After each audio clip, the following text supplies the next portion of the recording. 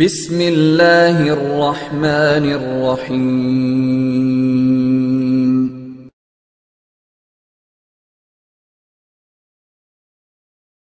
ওয়ালাইকুম আসসালাম রহমতুল্লাহ বারাকাতুহু। সৌদি আরব রিয়াদ থেকে রোবেল ভাই জানতে চেয়েছেন যে তিনি যে অফিসে কাজ করেন সেখানকার বাথরুমগুলিতে যে কমোড বসা আছে, কমোডগুলি পশ্চিম দিক করে বসা, এখন এটা ঠিক আছে কিনা? আলহামদুলিল্লাহ ওয়াসসালাতু ওয়াসসালামু আলা রাসূলিল্লাহ। সম্মানিত ভাই, আল্লাহ রাব্বুল আলামিন আপনার আমার জন্য একটা কেবলা নির্ধারণ করেছেন যেটা কাবা শরীফ, এবং এই কেবলাকে ইজ্জত করা, সম্মান করা ঈমানের দায়িত্ব। তাই তো নবী করিম সাল্লাল্লাহু আলাইহি সাল্লাম কাবাকে সম্মান করতেন এবং তিনি কাবার দিকে পেশাব পায়খানা করতে নিষেধ করেছেন।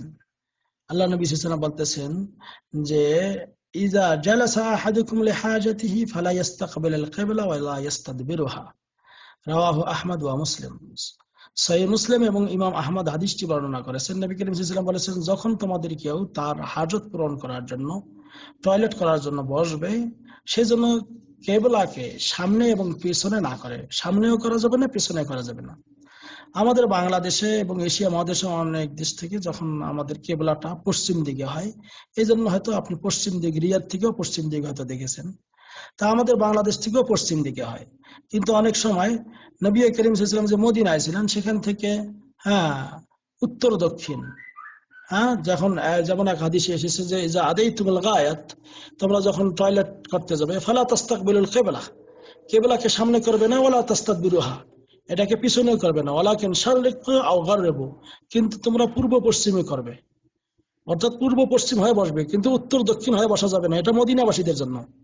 অর্থাৎ এখানে মূল কথা যেটা, এই হাদিসটি সহিহ বুখারী মুসলিমে আছে, এখানে মূল কথা যেটা সেটা হলো যে কাবাকে সামনে করে বসা যাবে না, অথবা পেছন করেও বসা যাবে না। আপনি যে দেশেই থাকেন না কেন, কাবা যদি আপনার পশ্চিম দিকে হয় তাহলে পশ্চিম দিকে মুখ করা যাবে না, পূর্ব দিকে হ্যাঁ পিছন করাও যাবে না, বা পিছন পূর্ব দিকে করলেন, মুখটা পশ্চিম দিকে পেছন করলেন, আর পূর্ব দিকে মুখ করলেন, এভাবেও বসা যাবে না, বরং উত্তর দক্ষিণ হয়ে বসতে হবে। তা এক কথায় কাবাকে সামনে করে বসা এবং পিছনে করা এটা ঠিক নয়। এটা বিশেষ করে এটা কোন জায়গায়, এটা হলো যখন ফাদা অর্থাৎ খোলা ময়দান হয়, তখন সেখানে এভাবে বসবেন না। কিন্তু যদি কোনো জিদার হয়, কোনো ওয়াল হয়, কোনো ঘিরাও জিনিস হয়, চতুর্দিক দিয়ে ঘিরানো আছে, হ্যাঁ বাঁশের বেড়া দিয়ে হোক বা ওয়াল করা হোক, যে কোনো ভাবে হোক, তাহলে সেখানে পূর্ব পশ্চিম করে বসা যাবে। এই বিষয়ে একটা হাদিস রয়েছে যে আব্দুল্লাহ ইবনে ওমর রাদিয়াল্লাহু তাআলা আনহু তিনি বললেন যে আমি একদা হাফসা রাদিয়াল্লাহু তাআলা আনহার বাড়ির উপরে, ছাদের উপরে চড়লাম।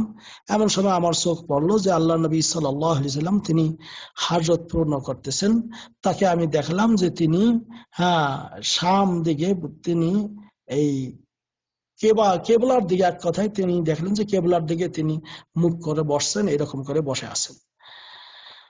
অর্থাৎ তিনি বললেন যে আমি রাকাইতু ইয়াওমান আলা বাইতে হাফসা, আমি একদা হাফসা রাদিয়াল্লাহু তাআলা আনহার বাড়ির উপরে উঠলাম। ফারাআইতুন নবী সাল্লাল্লাহু আলাইহি ওয়াসাল্লাম, আমি নবী করিম সাল্লাল্লাহু আলাইহি ওয়াসাল্লামকে দেখলাম আলা হাজাতিহি, তিনি তার হাজত পূর্ণ করছেন, মুস্তাকবিলুশ শাম ওয়া মুস্তাদবিরুল কাবা, মানে কাবাকে পিছন দিকে করে, সিরিয়াকে সামন দিকে করে বসেছেন। অর্থাৎ তিনি এইখানে এই পূর্ব পশ্চিম হয়ে বসেছিলেন। এটা কিসের ভেতরে? ওয়ালের ভেতরে।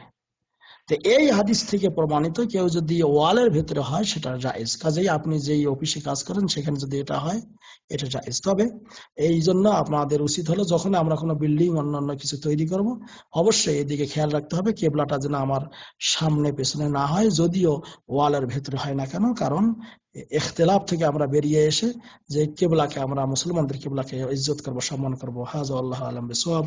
ওয়া সাল্লাল্লাহু আলা নবিয়িনা মুহাম্মদ। ওয়া আসসালামু আলাইকুম ওয়া রাহমাতুল্লাহ।